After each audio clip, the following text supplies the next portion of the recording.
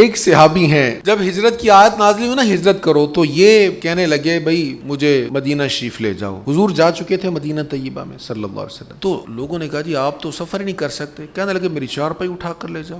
بچوں نے بڑا سمجھایا بابا جی اس وقت تو حالت نہیں آپ کی سفر کر سکیں، آپ کی چارپائی کو بھی اٹھا کر لے کر جائیں گے تو آپ اتنی صحت نہیں ہے آپ کی کہ آپ اتنا لمبا سفر کر سکیں۔ کہنے لگے میرا جتنا مال ہے اس میں سے جتنا چاہیے لے لو، مزدوروں سے کہو مجھ سے پیسے لے لیں، میرے مال میں سے جتنا لینا ہے لے جائیں اور مجھے اٹھا کر مصطفیٰ کے قدموں میں لے جائیں۔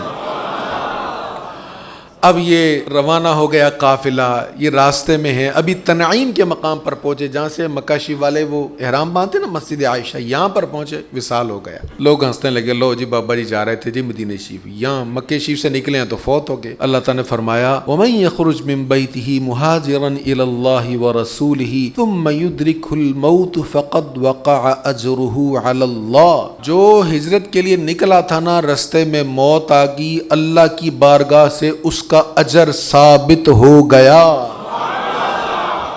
اس سے علماء نے یہ بات سمجھائی ہے، بارگاہ مصطفیٰ کی طرف چلو تو صحیح، تمہارے جتنے قدم بھی اٹھیں گے اگر قبول ہو گئے تو بخشش کے لیے کافی ہے۔